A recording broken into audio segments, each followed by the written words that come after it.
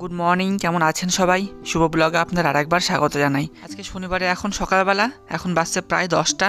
তো যাই হোক, এখন বেরিয়ে যাচ্ছি জিমে। এই দুদিন আবার জিমে যাওয়া হয়নি, জিমে যাওয়ার জন্য রেডি হয়েছি, তখন আমার গা হাত পা ব্যথা এত, আর একটু শরীরটা খারাপ ছিল, সেজন্য আর যায়নি। আর এতদিন পর পর এই ব্লগগুলো আসছে, মানে আজকে শনিবার, তো শনিবারের ব্লগগুলো এই মঙ্গলবারে আসলো, তাই একটু লেট হয়ে যাচ্ছে জানেন।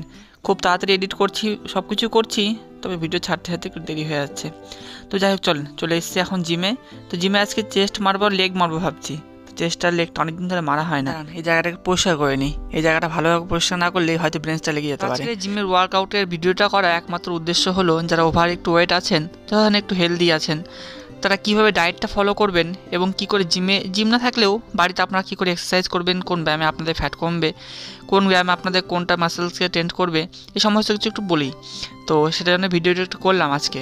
তো যাই হোক, প্রথমে একটু ওয়ার্কআউট করে নিতে লাগবে। আজকে ধরুন এটা বলছি, যারা বাড়িতে ওয়ার্কআউট করে সাধারণত তাদের জন্যই। যারা ধরেন জিমে ওয়ার্কআউট করে, মানে জিমে যারা ব্যায়াম করে, তাই তো ট্রেনার থাকে, তারা সমস্ত কিছু ট্রেনারের কাছে জেনে নেয়। তো যাই হোক, আমার এতদিনের এক্সপিরিয়েন্সের ভিত্তিতে আমি বলছি, যেটুকু বলছি সমস্ত এক্সপিরিয়েন্সের ভিত্তিতেই বলছি। যেটা অনুভব করেছি সেটা হলো, আপনি যতই ব্যায়াম করেন না কেন, সেটা বাড়িতে হোক বা জিমে হোক, তা আপনার যেটা মোস্ট ইম্পর্টেন্ট সেটা হলো আপনার ডায়েটটা।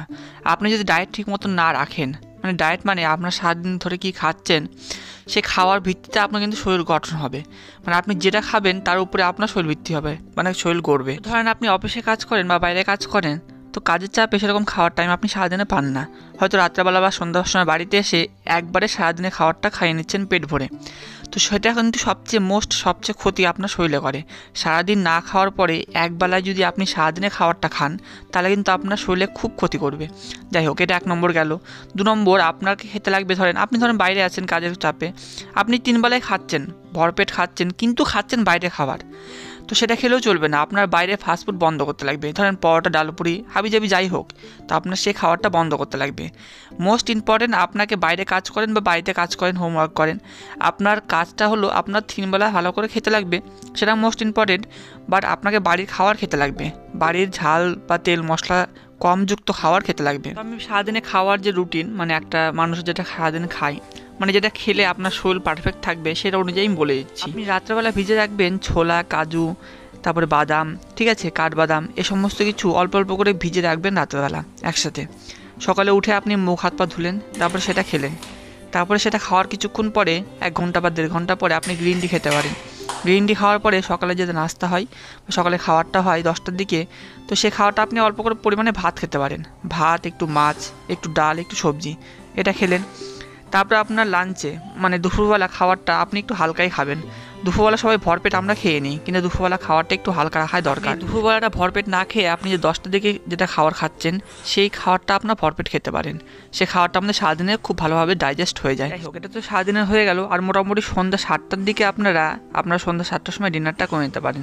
সন্ধ্যার সময় ডিনারটা যেটা করবেন সেটা একদম হালকা হবে, একদম লাইট হবে। যাই হোক, আর সন্ধ্যা 7টার পরে কিন্তু সেরকম কিছু খাওয়া চলবে না। যদি খুব খিদা লাগে তাহলে একটু স্যালাড খেতে পারেন, তো স্যালাড খেতে পারেন, এটাই জাস্ট। আর সেরকম কিছু খাওয়া কিন্তু চলবে না, তাহলে দেখবেন আপনার ফ্যাট আস্তে আস্তে গলতে শুরু করবে। যেটা মোস্ট ইম্পর্টেন্ট, আমাদের সারাদিনে যেটা খাচ্ছি সেটা কিন্তু খুব অল্প পরিমাণে খেতে লাগবে। আমাদের শরীরে বা আমাদের পেটে আমাদের খিদাটাকে কিন্তু রাখতে লাগবে।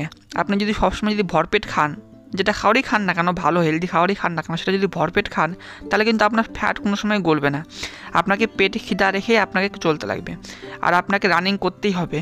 আপনাকে সারাদিনে আধা ঘন্টা আপনাকে রানিং করতে হবে। আপনার যাদের রানিং করার প্লেস নেই, তারা আমি যে সমস্ত ব্যায়ামগুলো দেখালাম একটু আগে, সে সমস্ত ব্যায়ামগুলো বা ওয়ার্কআউটগুলো করতে পারেন বাড়িতে।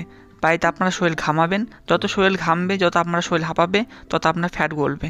তো যাই হোক, চলেন আজকে অনেক গল্প করে নিলাম। শরীরে ফ্যাট কমানোর অনেক বড় একটা ব্যাপার আছে, তো এটুকু ভিডিওর মধ্যে বললে সম্পূর্ণ হবে না।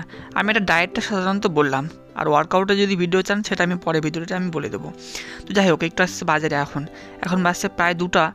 তো একটু পিসে বাড়ি যাবো। পিসে বাড়ি যাওয়ার আগে একটু দোকানটাতে ঢুকলাম, কত রকমের বিস্কুট, কত রকমের এগুলো কেক। এই আমার ভুজিয়ার এই লাড্ডুটা খেতে খুব ভালো লাগে। বাক্সটা 50 টাকা দাম বলছে। আর হ্যাঁ, তখন যেটা বলতে ভুলে গেছি, আপনাদের মনে কিন্তু একটা জেদ রাখতে লাগবে যে ফ্যাট কমানোর, তাহলে কিন্তু পারবেন। আমি কিন্তু আগে এরকম ছিলাম না, আমি যথেষ্ট ওভারওয়েট ছিলাম, তো আমি ফ্যাট কমিয়েছি অনেকটা। তো আর যেটা মোস্ট ইম্পর্টেন্ট, সেটা হলো আপনার চিনি খাওয়া কিন্তু বন্ধ করতে লাগবে। চিনি যে খাবারই থাকবে, সে খাবারটা কিন্তু আপনাকে ত্যাগ করতে লাগবে। আপনার মুখে কিন্তু আপনার তালা তখন লাগাতেই লাগবে, তাহলেই দেখবেন পারবেন। একমাত্র রসগোল্লা বলেন, যেগুলো এভরিথিং চিনির জিনিস খাওয়ার, সেটা কিন্তু বন্ধ করতে লাগবে। তো যাই হোক, পিসির বাড়ি চলে এসেছি এখন। আর আজকে কতদিন পরে এই নদীটাতে আসলাম। মানে ছোটোবেলায় তো এখানে কত খেলেছি, কত এখানে নদীতে স্নান করেছি, তবে এই নদীতে আসা হয় না অনেক দিন, বহুদিন পরে আজকে আসলাম। বেশ ভালো লাগছে পরিবেশটা চারদিকের, সেজন্য একটু ভিডিও করলাম। আর সামনে ওই যে দূরে ওই যে রেল লাইনটা দেখছেন, ওখানে বিকালবেলা ঘুরতে যাব। তো যখন যাব তখন আপনাদের সঙ্গে নেব।